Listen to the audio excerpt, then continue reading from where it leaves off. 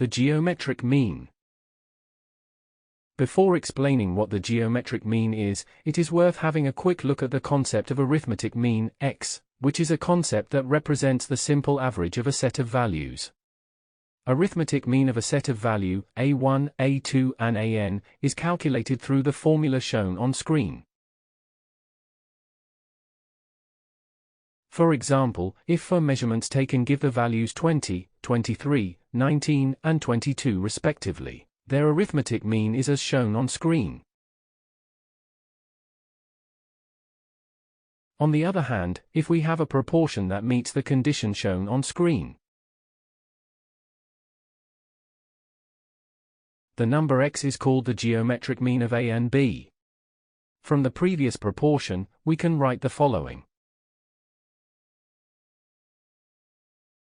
For example, if 9 over x equals x over 4, as shown on screen, where a equals 9 and b equals 4, then the geometric mean x of 9 and 4 is as shown on screen.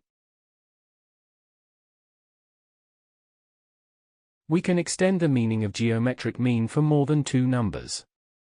Thus, if we have a set of n numbers, from a1 to an, we obtain the following for their geometric mean x.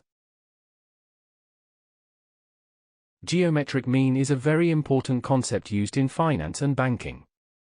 More specifically, the geometric mean is extremely useful when numbers in the series are not independent of each other or if numbers tend to make large fluctuations. In a set of measurements, it helps determine the deflection from the true value of the quantity measured, when the arithmetic mean is not suitable to use.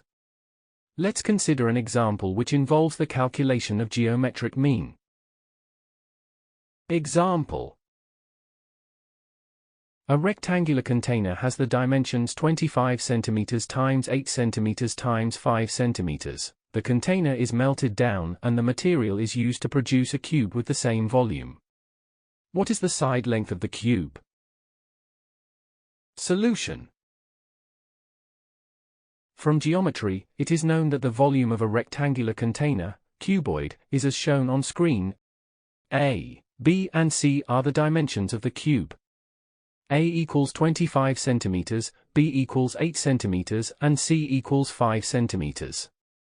Therefore, the volume of container is as follows. The cube produced when the container is melted down must have the same volume, 1000 cubic centimeters.